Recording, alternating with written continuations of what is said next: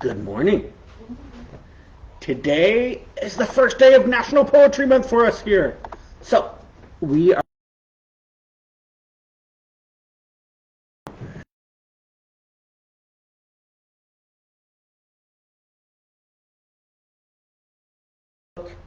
called Where the Sidewalk. There was this dude, his name was Shell. He wrote some awesome poems. Like, look at the book. It's really, really cool. Shel Silverstein.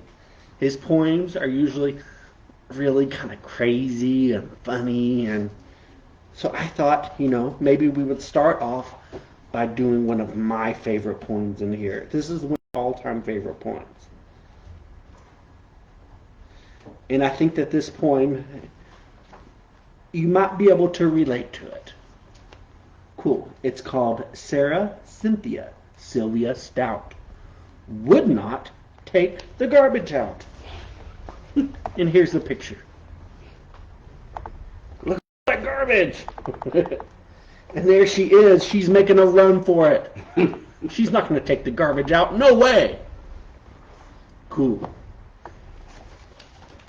So with poems, they usually, a lot of them will rhyme at the end. So they try to find a clever way to use a different word.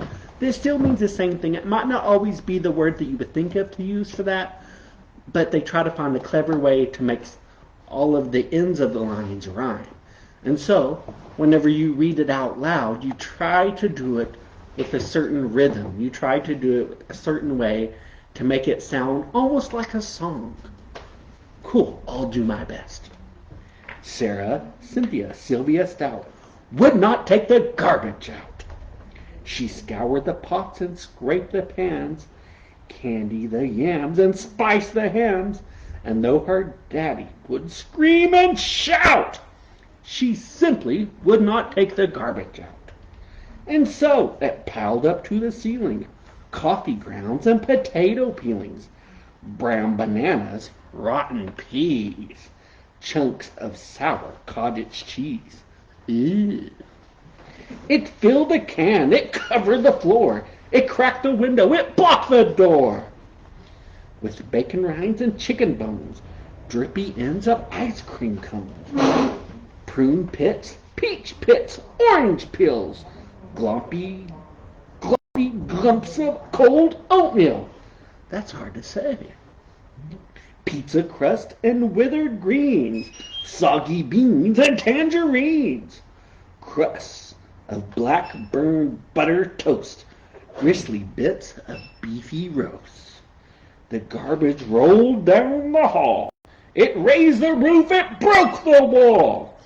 Greasy napkins, cookie crumbs, globs of gooey bubble gum, cellophane from green bologna, rubbery blubbery macaroni, peanut butter, caked and dry, curdled milk, and crust of pie, moldy melons, dried up mustard, eggshells mixed with lemon custard, cold French fries and rancid meat, yellow lumps of cream of wheat.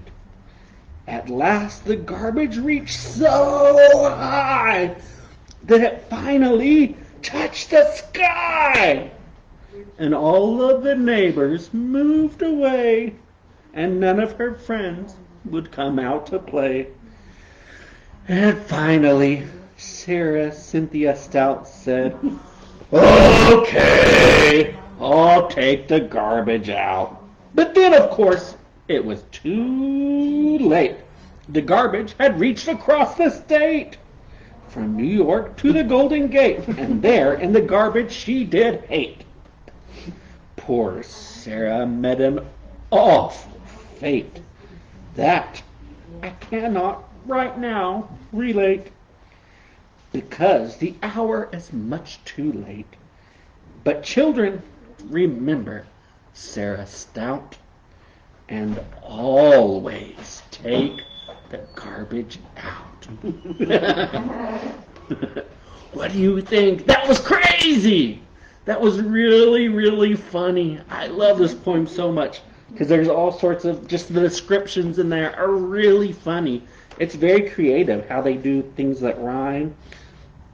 I mean, things like cellophane from green bologna, rubbery, blubbery macaroni. Just they make all these different crazy things that you would find in trash, and they put them in such a way that the ends of it rhyme. It's really cool. Like, it's very, very well done. Cool. I hope you loved this poem. This poem made me laugh. I hope it made you laugh too. So next time we'll read another poem by Shel Silverstein. I think you'll like it. And one of the things also that is considered to be a poem is Mother Goose nursery rhymes. So they rhyme on the end. And some of these that I'm going to read today, I'm sure that you've heard them before. They're very famous. And this is a huge book of Mother Goose. Look at it. It's huge. Yes. So this book is huge, and it's got these really cool old pictures. I love these pictures. It's one of those things that with these poems, a lot of these little nursery rhyme poems, there's a lot of different people that have made them into books. So you might have the same nursery rhyme at home, but you might have different illustrations. You might have different pictures for it. Cool. Let's start off with Miss Muffet. Little Miss Muffet sat on a tuffet, eating her curds and whey. There came a big spider and sat down beside her and frightened Miss Muffet away.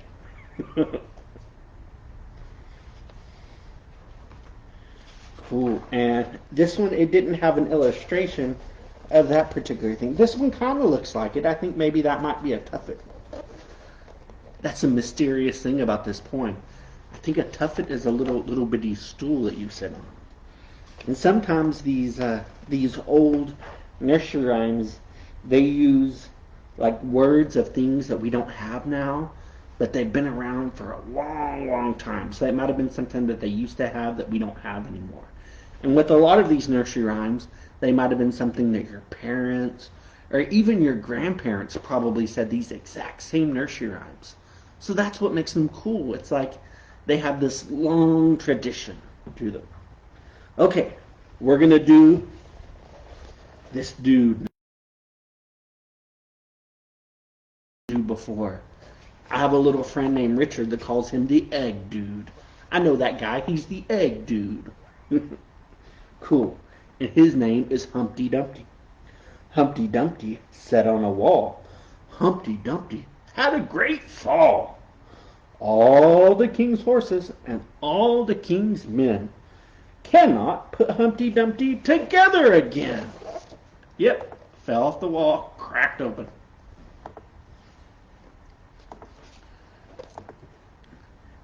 And now I'll do one that is a little bit lesser known. You might have heard this one before, you might not have heard this one before. I don't think this one is quite as popular, but that's the cool thing about this, is that we can learn some new ones. You've probably heard Miss Muffet, and you've probably heard Humpty Dumpty, but you might not have heard Jack Sprat. Jack Sprat could eat no fat. His wife could eat no lean. And so, betwixt them, they licked the platter clean. There they are. So, it's saying Jack Sprat, whenever it came dinner time and he had his little piece of meat, like he has a little steak, he's like, hey, I'm not going to eat the fat off that. What are you talking about? And his wife is like, hey, I love the fat. I'm not going to eat the other part. I'm only going to eat the fat. So, between both of them, it was perfect. She would eat one part and he would eat the other. And they licked the plate clean. And I like the picture. She's like, here you go. He's like, no. And look at the cat. The cat doesn't get any left over at all because they eat it all. Poor kitty. Cool. So that is the beginning of that. And now let's look for next time. So next time I'll be reading more Mother Goose and I'll be reading more poems. And I'll be reading a new book. This book right here. This is a Dr. Seuss book. This book is called I Can Read with My Eyes Shut. So I'm gonna read it with my eyes shut. No, I'm not. You wouldn't me to read with my eyes shut. Maybe with like one eye shut, maybe that would be okay. Like, I can read with my eyes shut. And look at the cover, look at this cat in the hat, he's like, oh. And this other dude, the little cat's like, what are you doing? Cool. But that's for next time.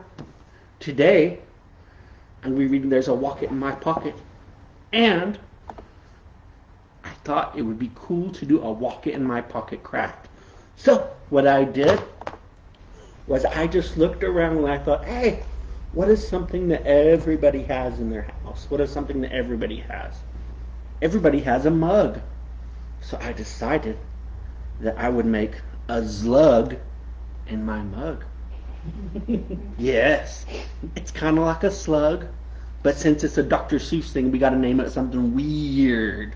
We got to add on some extra letters that shouldn't even be there. So it's not a slug, it's a slug. There's a slug in my mug. And this is not an ordinary slug. No. This won't be the common everyday variety of slug that you'll see crawling about your house. This is a two-headed slug. Check it out. And he's wearing a cowboy hat. This is a two-headed Texan slug. Yes. Two-headed Texan slug. Slug. Not a slug, a slug. So, yeah, this was super easy. I just got a piece of construction paper. I kind of made it into like a little slug, kind of a little snaky shape. And then I just I cut out a cowboy hat. And I added a little thing right there, and a little thing right there, and a little thing right there to make it look more hatty. And then I added on some eyes. And I added on an eye over here. But this eye, unfortunately, the eye just fell. That's the bad thing about googly eyes. You have to put them on there really good or else they fall off. So now this poor slug, he should be happy that he has two heads, because this head can't see anymore, but this head can still see, so this head can guide the way. Yes. Poor slug. We'll have to get him a little cane to go around. Wonder how he'll carry it. And there's a Walk It in My Pocket by Dr. Seuss. And a Findo in my window. And a Nook Gase in my bookcase. Check it out. Yeah. Look, he's just throwing the banana peeling on the floor. What's up with that? He better be cleaning it up. And the Findo in my window, look, he's on the outside of the window just peeping in like a creeper. You gotta watch him.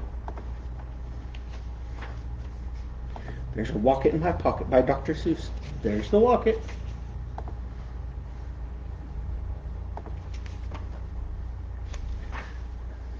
And so, pay attention whenever I'm reading it for the words that rhyme. So I'll say it in a certain way so that it kind of adds emphasis on the rhyme. And a lot of these words, these are words that aren't real words. So you know how to say these words based upon the word that you already know. So for example, in a Findo in my window, I know that it's pronounced Findo because I can pronounce the word window. So that's how I know what it sounds like, because I know these two words rhyme. So it makes it easy to read, and also makes it fun to read, because you're making up all sorts of just weird words that aren't even real. Okay. Do you ever have the feeling there's a wasket in your basket? There it is. Peeping through. And look at this kid. This poor kid. He's just minding his own business. And there's all these different crazy animals in his house.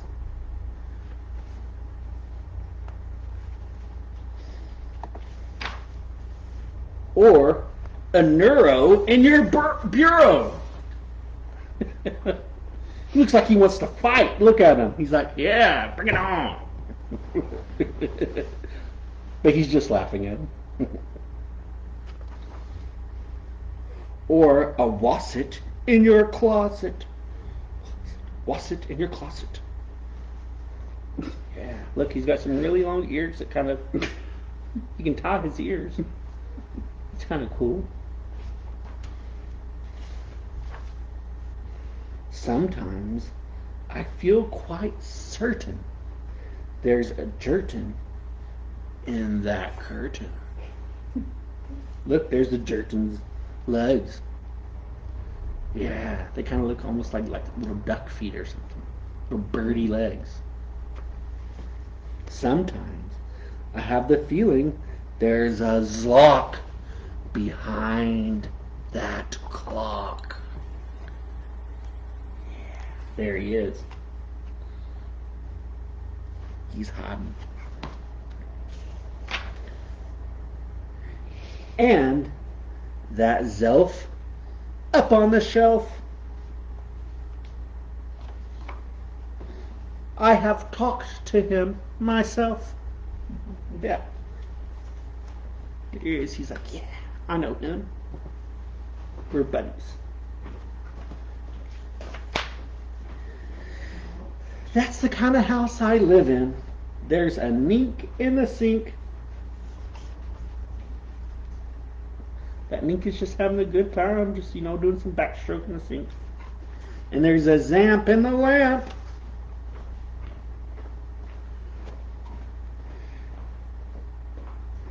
They are rather nice, I think.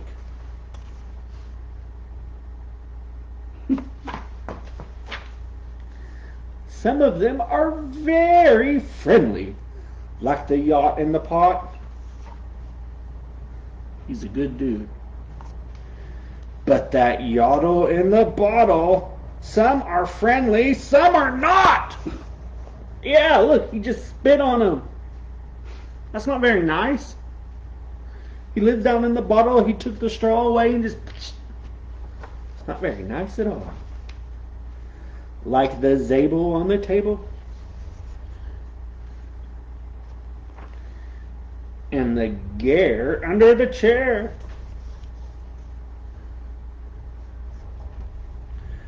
But that Bofa on the sofa. Well, I wish he wasn't there. Yep, he's taking up a lot of sofa space. He's munching down on some stuff. Little dude, he can't get any peace. This dude's eating all the candy.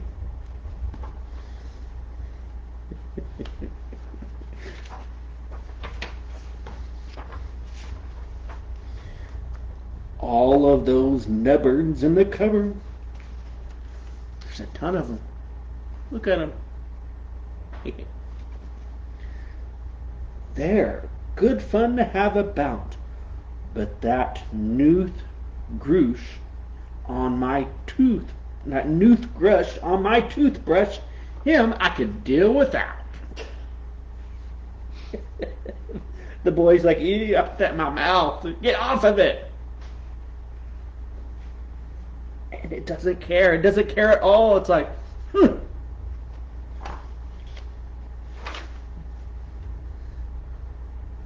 The one, the only one I'm really scared of is that Vug under the rug. Yeah. That dude's scary.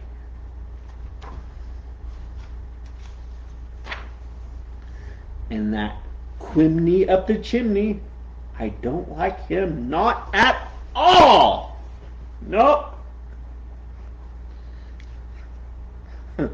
I like this drawing. It's very creative. It's like, how do you draw looking this way and then looking this way really quick?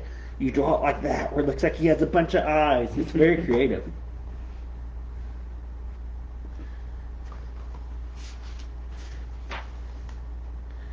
But the Yeps up on the steps, they're great fun to have around. And so are many, many other friends that I have found. His house is pretty crowded with all these things. Like the Teller and the Neller and the Geller and the Deller and the Beller and the Weller and the Zeller and the Cellar. That cellar's crowded. And they're all playing games. Look, so they're playing some tic-tac-toe. He's juggling some balls. They're playing cards. And this dude right here, I think that looks like this dude has a really long tail. It looks like he's brushing that dude's tail.